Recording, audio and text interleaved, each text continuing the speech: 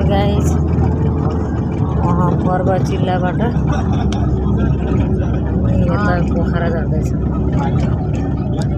काठमाडौँबाट पर्वत जिल्ला आइयो, त्यहाँ घुम्यो, त्यहाँ घुमेपछि झर्दै झर्दै पोखरा जाँदैछ।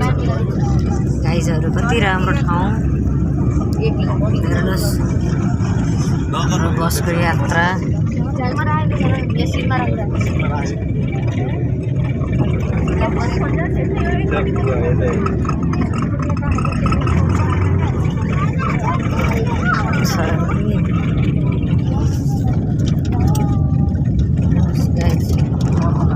दामी ठाउँ रहेछ। के यतै बस्छस् त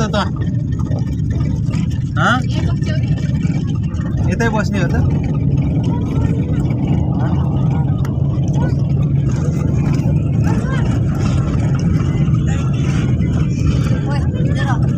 आइज यतै बस।